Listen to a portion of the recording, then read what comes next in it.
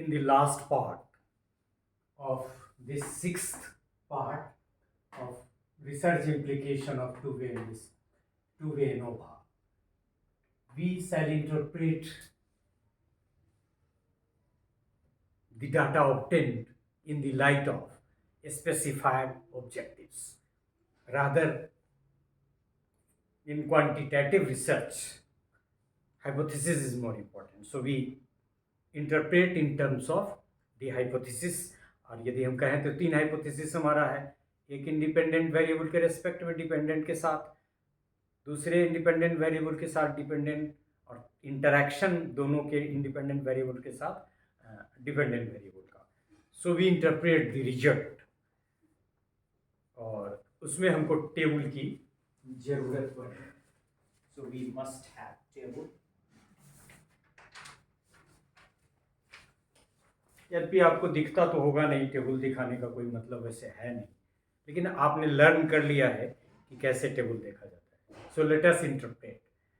For 3 values of f only, gender, intelligence and interaction of gender intelligence, we shall interpret the result keeping in view all the 3 objectives specified in terms of gender, intelligence and the interaction effect of gender and intelligence. So in terms of gender, obtained f value for gender is, वहाँ हमने लिखा भी था 19.42, which is significant at 0.01 level of, चूँकि एक degree of freedom gender का 1 था और छोटा वाला जो मीन का है वो 40-4 दैट इज 36 था.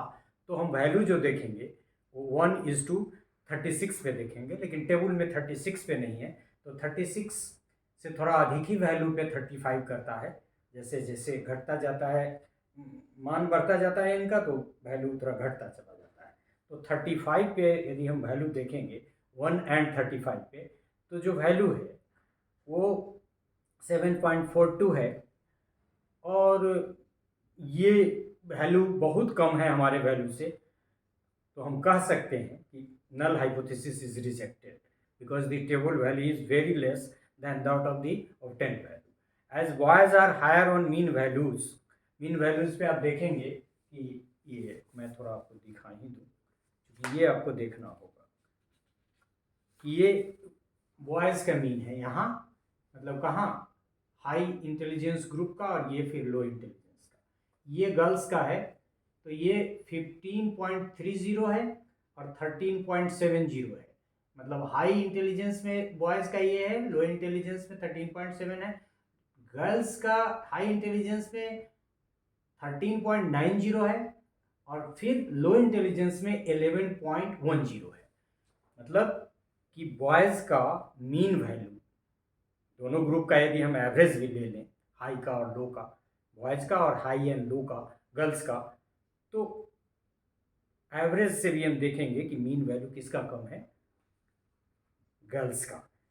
तो हम ये भी कह सकते हैं इंटरप्रिटेशन में कि as boys are higher on mean values in comparison to girls in terms of mathematical creativity, it can be concluded that boys are significantly superior in their mathematical creativity in comparison to girls. मतलब gender के term में जो हमारा hypothesis था, significant difference है कि नहीं gender के टर्म में मैथमेटिकल क्रिएटिविटी के स्कोर में, तो वो हमको मिला कि ये डिफरेंस तो है two way analysis of variance से, और चूंकि मीन वैल्यू पे बॉयज़ ग्रुप सुपीरियर है और सिग्निफिकेंट डिफरेंस है, तो हमारा कंक्लूजन जो जनरल होगा ये होगा कि देयर इज सिग्निफिकेंट पॉजिटिव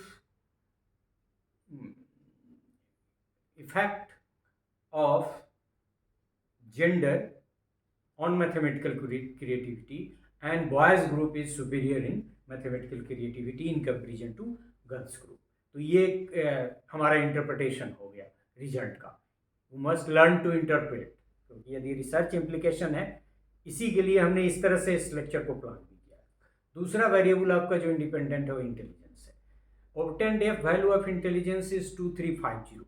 तो 19 से ये कहीं ज़्यादा है, तो ऑब्वियस है कि वही डिग्री ऑफ फ्रीडम होगा, 1 और 36 35 पे हम देखेंगे तो वहीं 7 पॉइंट समथिंग जो वैल्यू था हमारा भी, ये वैल्यू भी उससे अधिक है।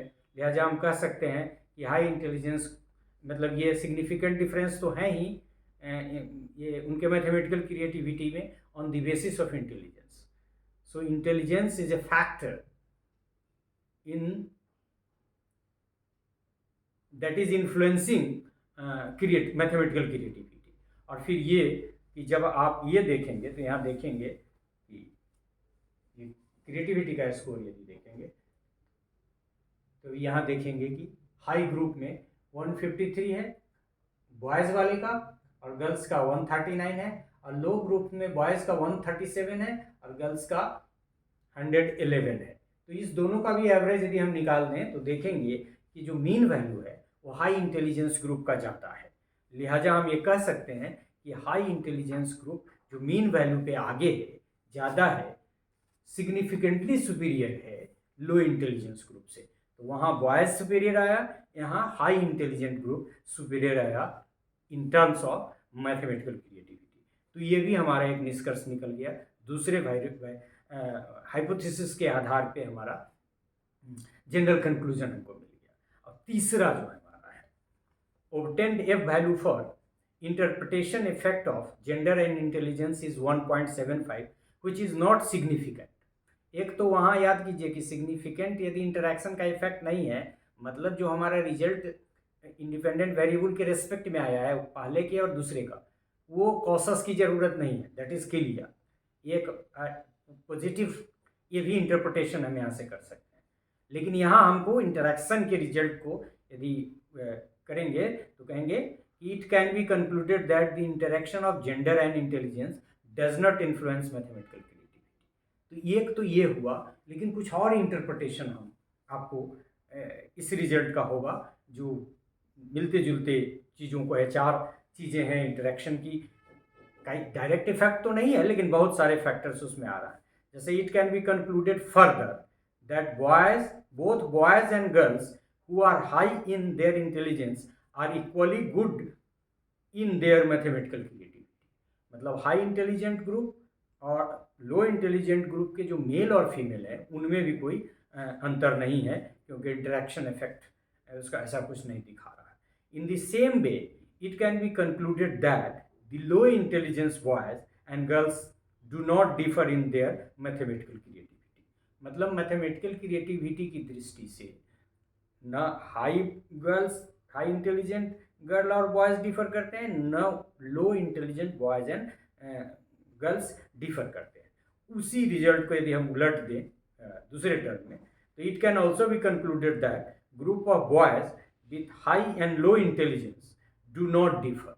मतलब वो भी नहीं है, बॉयज़ के भी जो हाई है लो है उसमें भी डिफरेंस नहीं है। और उसी लाइन पे हम ये भी कंक्लूड कर सकते हैं कि the high intelligent and low intelligent girl do not differ. तो ये 4 वहाँ से निकला कि मतलब एक क्रॉस डिफरेंस नहीं है, बॉयज़ से डिफर नहीं करते हैं हाई ग्रुप में, लो ग्रुप में, और फिर इधर मेल फीमेल के टर्म में भी। तो 4 रिजल्ट ये निकला इन देयर मैथमेटिकल क्रिएटिविटी। और एक चीज़ और कह सकते हैं कि शुरू में हमने देखा कि इंटरैक्शन इफेक्ट को यदि पोस्ट हॉक कंपैरिजन की मदद से आगे भी बढ़ा रहे हैं तो वहाँ परमिट करता है स्टैटिस्टिक्स कि आप डिस्क्रिप्टिव स्टैटिस्टिक्स का इस्तेमाल करें। टी टेस्ट यदि लगाएं तो वेल एंड गुड, नहीं तो ग्राफिकल रिप्रेजेंटेशन से भी कर सकते हैं। यहाँ भी कह रहा है कि यदि हम इंटरैक्शन रिजल्ट को जानने के लिए करेंगे ग्राफिकल रिप्रेजेंटेशन तो what will be. So graphical representation will also so in the same way if the interaction in the same way of the interaction effect, मतलब interaction effect 1.7 सिग्निफिकेंट नहीं है, उसके ग्राफिकल रिप्रेजेंटेशन से भी हम उसको देखेंगे तो वही रिजल्ट आएगा, क्योंकि वैल्यू जो हमारा है वो इनसिग्निफिकेंट है। तो इस तरह से हमने देखा कि हाइपोथेसिस के टर्म में हम इंटरप्रिटेशन करेंगे keeping in view the gender that is an independent variable, intelligence that is an independent variable, और फिर interaction। और फिर हमने एक तो पाया कि दोनों सिग्निफिकेंट है, बॉयज सुपीरियर है, वहाँ हाई इंटेलिजेंस ग्रुप सुपीरियर है, क्रिएटिविटी की दृष्टि से इंटरेक्शन का कोई प्रभाव नहीं है। फिर देखा कि इस ग्रुप में भी बॉयज़ और गर्ल्स डिफ़र नहीं करते हैं, लो वाले में भी डिफ़र नहीं करते हैं, हाई इंटेलिजेंट बॉयज़ और गर्ल भी डिफ़र नहीं करते हैं, लो इंटेलिजेंस बॉयज़ और गर्ल भी डिफ़र नहीं करते हैं। तो इस तरह के कई इंटरप्रिटेशन हम लोगों ने निकालें और हमने ये जानने का प्रयास किया इस पार्ट ऑफ द लेक्चर से, जो हमारा 6 था, कि रिसर्च में कैसे हम हाइपोथेसिस ऑब्जेक्टिव बना के फिर आगे बढ़ेंगे, कैलकुलेशन करेंगे, फिर कंप्यूटेशन के बाद पे कैसे हाइपोथेसिस टेस्ट करेंगे। So today we have learn in the 6th part, और 5 पार्ट तो हम पहले ही कंक्लूड कर चुके थे, and it was also decided as I have pronounced in the 5th lecture कि हम इसको बाद में करेंगे, but I have researched, I have worked out, and I have managed, I have talked and have taken suggestion from somebody, वो उसके वो बताने की ज़रूरत नहीं है।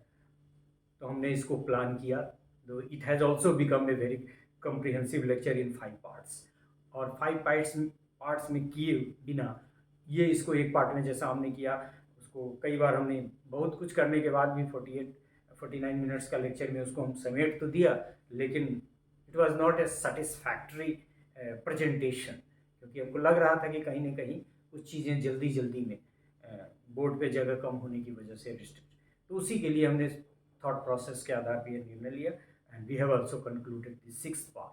सो all the 6 part and all the 5th part of the 6th part is over. So this is all about all the parts of the lecture based on two-way analysis of variation. Thank you for today's lecture. Thank you very much.